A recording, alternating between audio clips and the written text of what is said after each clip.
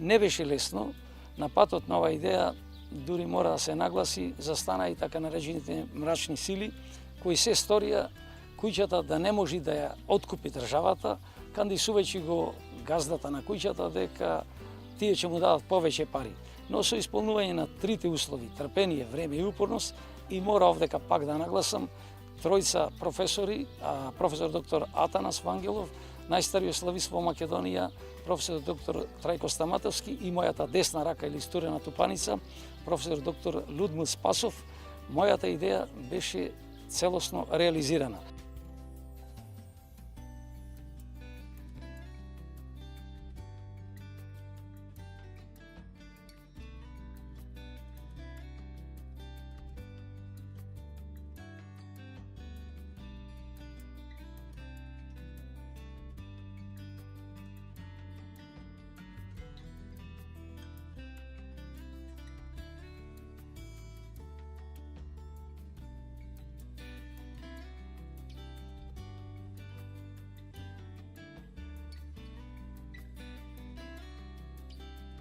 Инаку, од денот кога е отворена за посетители куќата, најмногу е посетуваат, мора да нагласам, ученици, потоа разни здруженија на граѓани, а исто така дојдоја и македонците од соседните држави, попрецизно кажано, господино Павле Воскопулос, преседател на македонската организација Виножито од Егејска Македонија во соседна Грција, со група граѓани, да речам, од Егејскиот дел на Македонија. Потоа беа исто така присутни и представници на македонските организации од Бугарија, Албанија, Србија, Хрватска, и сите заедно тука во куќата на Конески го промовиравме абецедарот, кој го имаше објавено професор доктор Виктор Фридман, за кого можам со нескривено задоволство да кажам дека е можеби поголем македонец од нас македонците. Исто така, значи, од славистичкиот свет дошла професор доктор Кристина Крамер, која донесе една група студенти од Универзитетот Торонто во Канада.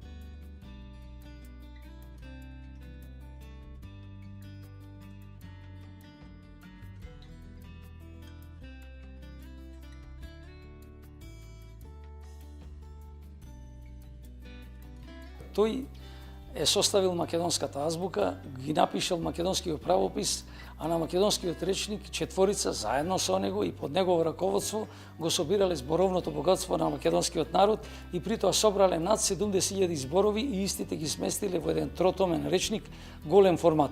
Потоа редактирањето на тој речник паднало врз плечите на Коневски, така да целиот товар врз собирањето на тој речнички материјал паднал врз преангажираниот Коневски.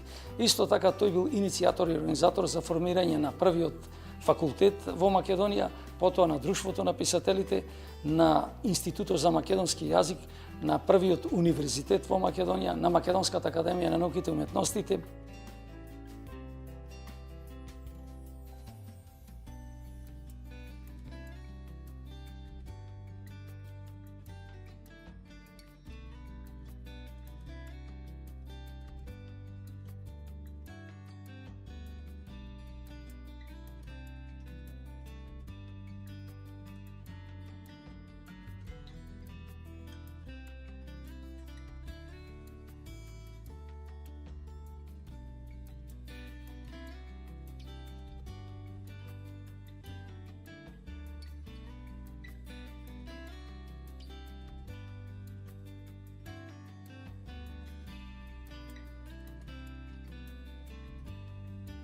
Оние кои дошле не само што заминуваат со убави импресии, него доволно да кажам дека разни граѓани од разни здруженија кои на организиран начин ја посетиле куќата, поедини од нив, посебно оние кои се малце средовечни или во поодминати години, пред да влезат во куќата, се прекрстуваат влегуваат во некоја црква или манастир, а еден дури клекна и го бакна прагот.